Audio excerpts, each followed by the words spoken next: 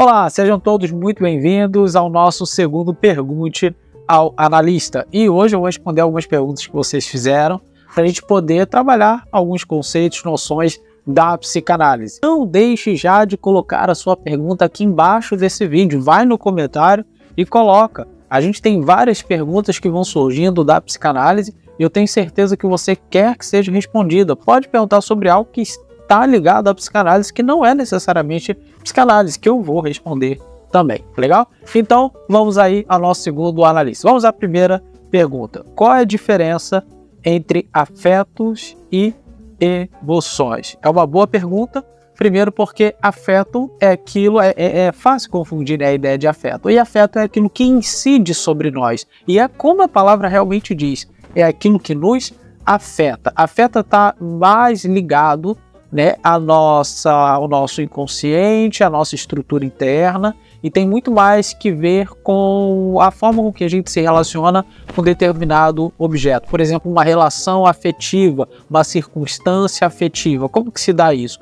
Por exemplo, um laço de amor, um laço que eu tenho com uma pessoa, a forma então com que eu demonstro esse vínculo, isso é afeto. O afeto ele sempre tem um caráter assim, um pouco de vínculo, de enlace, né? Uma forma com que aquela relação, por exemplo, com aquela pessoa me afeta. Um relacionamento só é tóxico porque aquela pessoa, de alguma forma, me afeta. Então, o afeto ele tem a ver diretamente com o quê? Com essas questões internas mais profundas que estão, vamos dizer assim, condicionadas a um laço, a algo mais concreto em relação a uma outra pessoa, ok? Diferente das emoções. As emoções, elas são experiências mais ligadas, né? Também ligadas, na verdade, às circunstâncias, mas ligadas de uma forma geral a uma resposta rápida.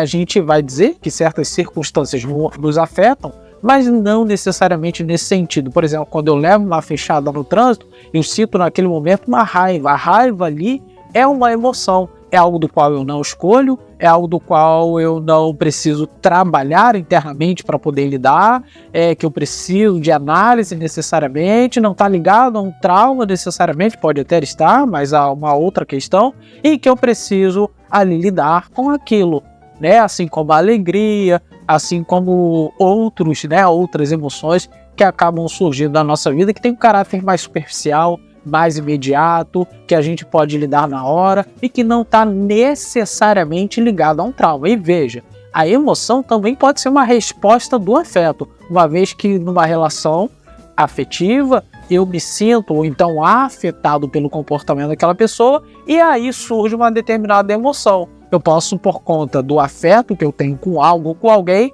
viver a raiva, vários momentos de raiva, viver vários momentos de alegria. Então o afeto tem esse vínculo, essa relação mais profunda, e as emoções podem ser até uma resposta desse vínculo afetivo. Mas emoções têm um caráter externo, mais rápido, mais direto, que eu posso lidar e não necessariamente está ligada a uma circunstância, a um laço muito forte, né, afetivo, ok? Então, agora vamos para a segunda pergunta, que foi: qual a diferença entre o psicopata e o sociopata? Bom, essa pergunta também é muito boa, porque sempre surge. Qual é a diferença entre psicopata e sociopata?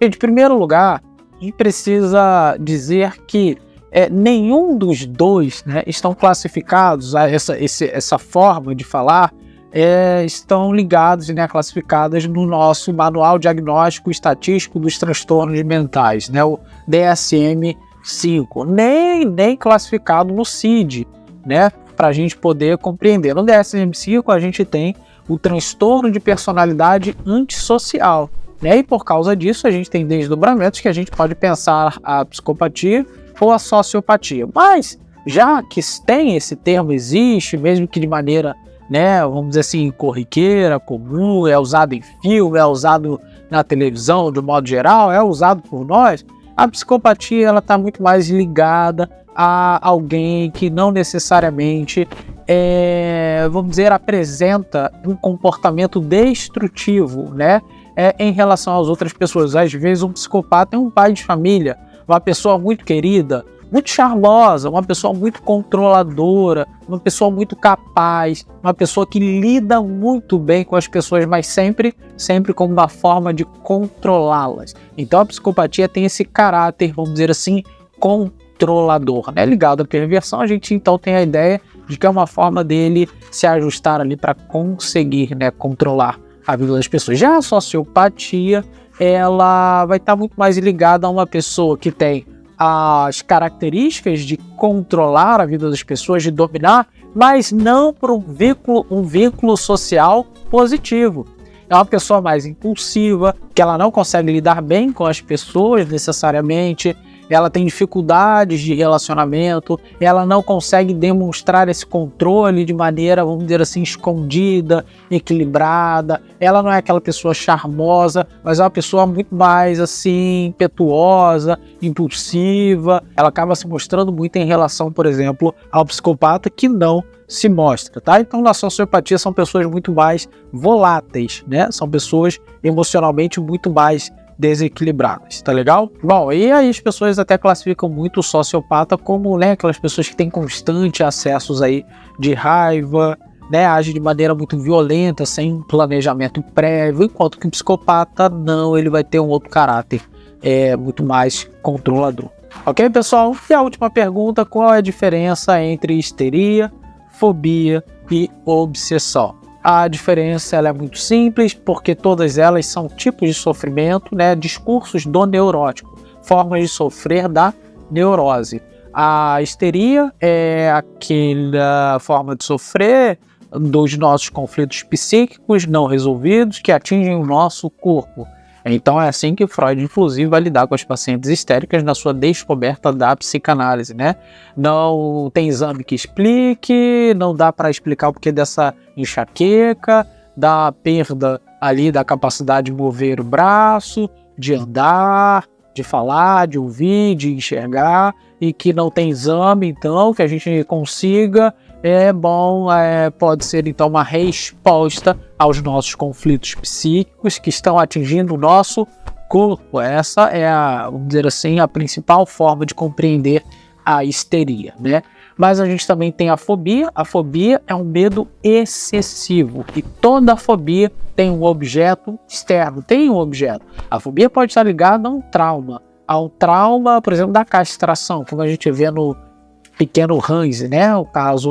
Um dos casos ali do Freud muito rápidos, né? Mas que é um medo excessivo que o Hans tem de cavalo, por exemplo. E um medo excessivo onde tem um objeto externo que é bem, vamos dizer assim, classificado. Tanto é que o Freud, quando pede o Hans para desenhar, ele fala assim, ó, desenha o objeto totêmico do seu medo, o totem, né? Essa representação sagrada, assim, do seu medo. E um terceiro ponto é que a obsessão, ela já não está ligada a um objeto externo, ela está ligada a uma ideia intrusiva, uma ideia que permanece, uma ideia geralmente ligada à limpeza, à organização, e que permanece insistentemente na nossa cabeça. É da obsessão que a gente pode conceber, por exemplo, a compulsão, né? Um comportamento compulsivo, e dessa relação, por exemplo, o toque, o transtorno obsessivo, ideia, compulsivo. Então, o que é uma pessoa com compulsão? Né? Com organização, com limpeza, né? Com certos comportamentos que traz sofrimento. É uma pessoa que tem ideias intrusivas, ideias das quais não consegue se desfazer, que ele reconhece de que ele não as queria, mas que o impele, né, num primeiro momento a ter que lidar com elas, e no segundo momento até a não conseguir se controlar agindo da forma com que ela o impele, né? Impele o sujeito. Então, esse pode ser o transtorno obsessivo compulsivo, mas como a gente está falando da obsessão, essa forma de sofrer da neurose, ideias intrusivas, ok? Então, obsessão, ideias intrusivas, fobia, medo extremo de um determinado objeto externo, que pode estar ligado a um trauma, pode estar ligado a um conflito, e a histeria, que é a forma de sofrer no corpo, mas que não tem como exames explicarem aí esse sofrimento. Então, a gente concebe a ideia de sofrimento psíquico, conflito psíquico, que atinge o nosso corpo. A gente tem várias: psoríase, alopecia, vitiligo, enxaqueca, gastrite, entre vários outros que podem acontecer. Claro que se você tomar refrigerante, café descontroladamente, você vai ter gastrite também, mas aí é diferente porque há uma outra forma de causar, né, esse problema, como outros também, tá bom? Então, espero que você tenha gostado do nosso segundo Pergunte ao Analista e já vai aqui embaixo, deixa a sua pergunta para a gente colocar em ordem aqui e trazer na semana que vem, respondendo rapidamente para que você possa aprender um pouquinho mais da psicanálise. Grande beijo e até a próxima semana.